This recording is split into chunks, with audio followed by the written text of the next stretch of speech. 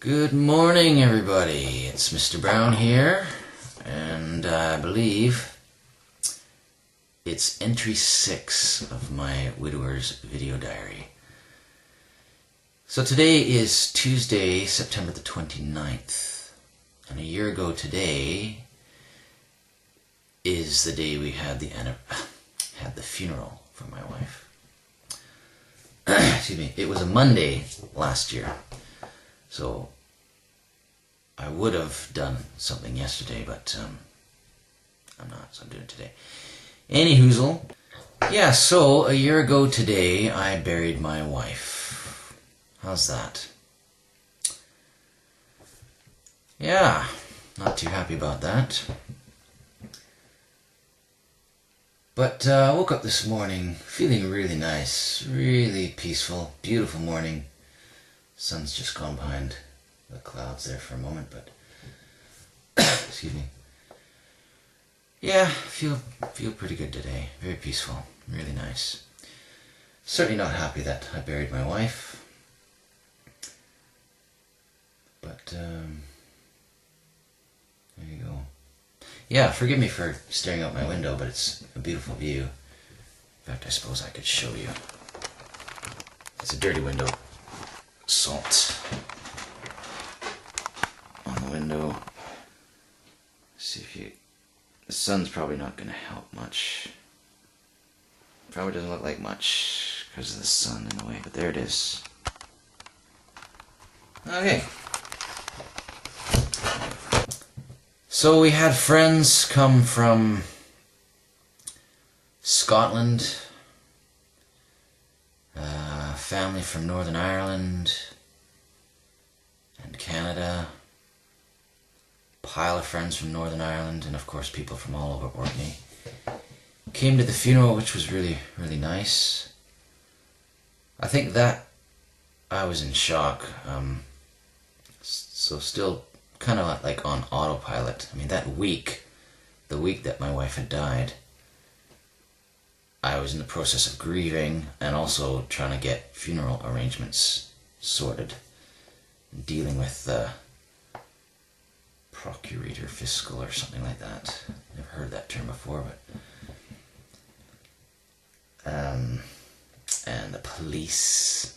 That was a pleasure. Unbelievable. The day after,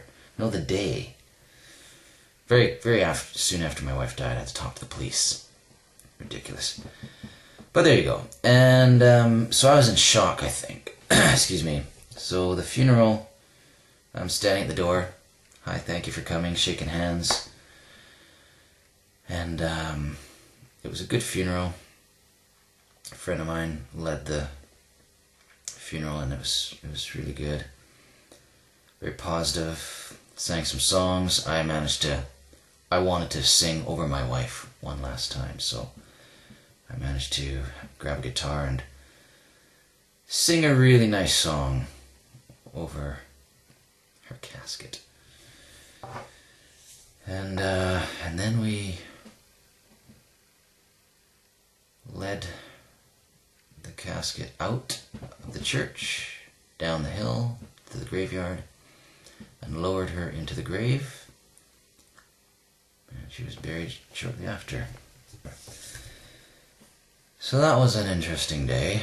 And then we had what do they call it? Not a reception, but a little gathering afterwards for, I don't know, an unwind time. Just some food and chat. That was difficult. But, excuse me.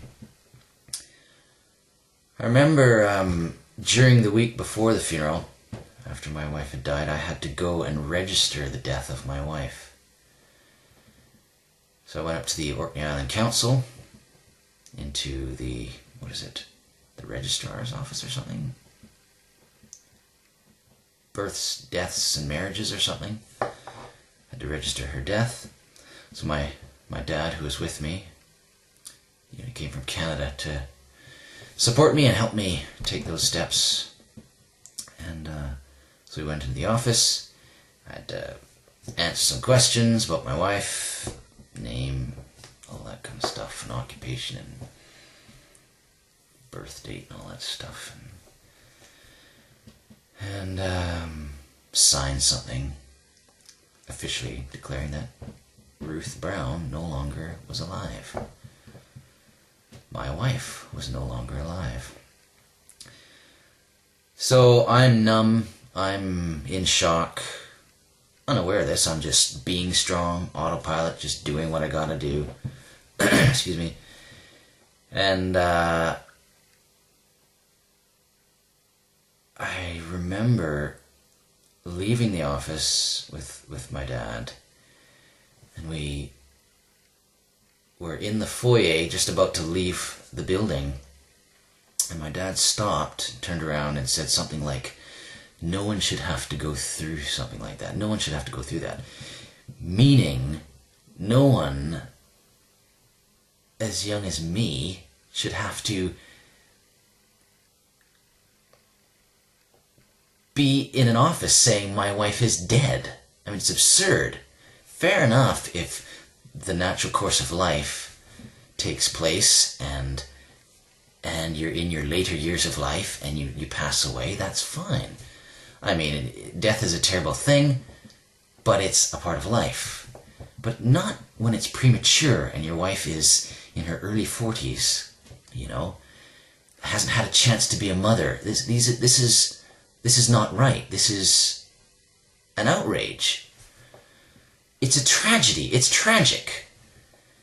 And there I am in the office, just like, oh yeah, doing what I gotta do. Oh, what a good man I am, and I'm being strong and doing this. But my dad had made room,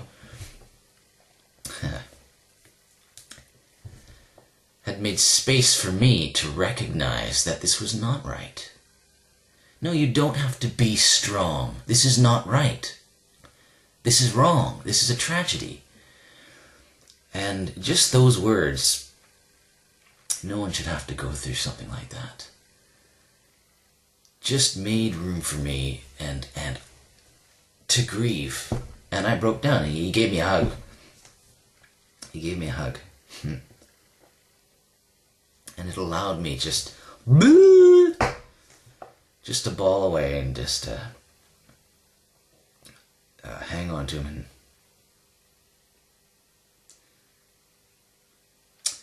lean into his shoulder and just let it out. Because if he hadn't done that, I would have carried that grief a little longer, for who knows how much longer. It would have been bottled up inside until a later date, and it would have come out eventually. And if not sooner, certainly later. But I'm just so grateful for my dad for having said that and done that for me. That was so critical and so important and such a blessing to me. Yeah. Register the death of your wife, your young wife. Outrageous, unbelievable. So thank you, my dad. There's the sun now. Peeking through the clouds. Okay, short and sweet. I'll leave it at that and make another entry in a moment, I think. Bye.